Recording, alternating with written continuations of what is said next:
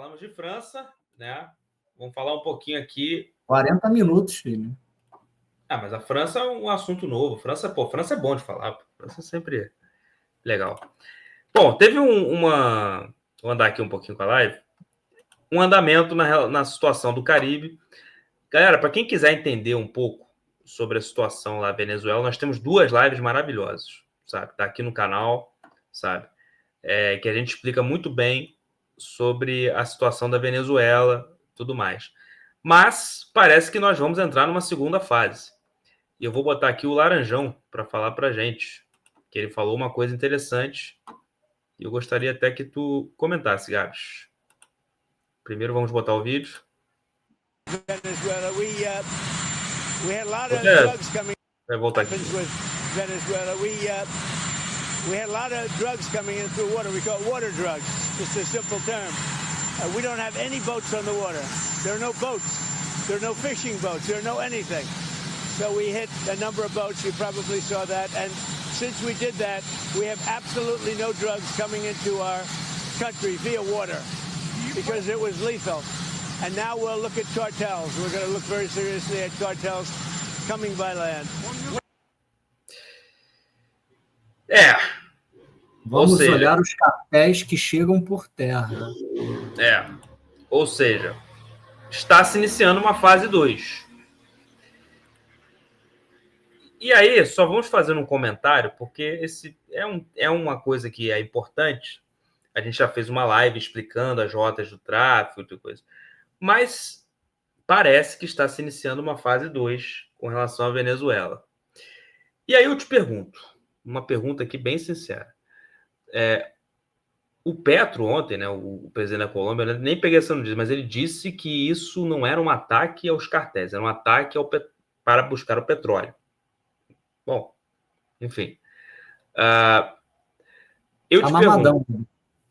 Não, esse cara tá meio... Tem tentado meio... Dado umas declarações bem polêmicas, para assim dizer. Né? Mas vamos lá. Aí eu te pergunto. A invasão por terra da Venezuela é uma coisa... Não é mais uma coisa de si, né? É uma coisa de quando, né? Deixou de ser, né? Eu repito. Para mim, a dificuldade dos Estados Unidos está mais no day after. Mas, assim, o que vai acontecer depois de você, por exemplo, tirar o Maduro do poder? Eu acho que tirar o Maduro do poder seria uma fase 3 da história. Mas aí eu te pergunto, se há um ataque na Venezuela de cartéis, ataques bem localizados, que os Estados Unidos sabem fazer ataques localizados, mesmo que por terra e tudo mais, é possível já haver um confronto entre Venezuela e Estados Unidos? Cara, provável. Por terra. Por terra? A Venezuela está se armando, hein? A Venezuela também está... Então, era isso que eu ia falar, provável, porque a Venezuela também está se preparando ao modo dele, mas está. E é até engraçado de ver lá a forma como eles estão preparando as suas milícias. Eu vi uma coisa interessante. Tem um embatezinho aí. É provável também que o Maduro não vai... tá nos atacando. Deixa disso. É fake news. Ele vai reagir. Agora, por quanto tempo, a grosso modo, essas coisas, aí é só esperando para ver, porque a gente não sabe qual o poder bélico da Venezuela de fato. A gente só vê vídeos. É igual a questão da Rússia. A gente não tinha uma dimensão assim de como era o poder da Rússia. A gente só ouvia falar que era a segunda maior potência. Não foi capaz de invadir um país. Está tomando sarrafo até agora. Então, a mesma coisa da Venezuela. Porque assim, a Venezuela tem o apoio da China, tem o apoio da Rússia e tem o apoio do Irã. Vamos descartar o Irã, que o Irã está chumbado. Mas mantivendo o apoio da Rússia e da China, vamos ver o que vai sair disso aí. Pode dar dor de cabeça para os americanos, como também pode não. Tanto faz E como tanto fez. e interessante também, cara, entrando nesse ponto, como que a Colômbia vai reagir? Porque a Colômbia tá ali falando e tal, enfim. Cara, eu acho que a Colômbia não vai meter o bedelho, não. Cara, aí que tá. Essas operações por terra, eu vou te dar uma coisa que eu estava lendo esses dias. O problema dessas operações por terra na América Latina é que elas são difíceis de você localizar. Não é como a Ucrânia e a Rússia, que você, por satélite, consegue ver de uma forma bem Tem clara. muita área de mata fechada, né? Muita mata fechada, entendeu? Então, muita coisa acontece que são até operações secretas, como toda guerra tem operações secretas, mas ali especificamente, como tem muita mata fechada, como tem coisas, conflitos que acontecem que nenhum país admite, tá entendendo? E admite que aconteceu e pode ficar uma acusação de lá, de cá, entendeu? E eu achei isso interessante, porque para os Estados Unidos invadir por terra, tem essa questão. Exército por terra tem que ser um exército especializado em mata. Entendeu? Então, o Comando Sul dos Estados Unidos, eles têm treinamento em selva. Interessante. Dizem que o exército brasileiro é o melhor de selva, né, do mundo, né? Sim, então, o Comando Sul Comando Sul e o Exército Brasileiro, nosso Exército Brasileiro, dava treinamento para o Comando Sul, para os soldados do Comando Sul. Só que aí, quando começou essas tensões entre Brasil e os Estados Unidos, o Comando Sul fechou, rompeu lá o que eles tinham com o nosso exército.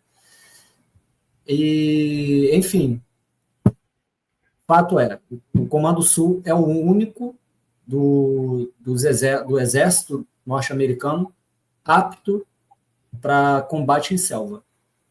Não, sim, sim. Que é apto, eu não duvido. Mas, assim, aí é aquela coisa de o satélite não conseguir pegar muito bem, entendeu?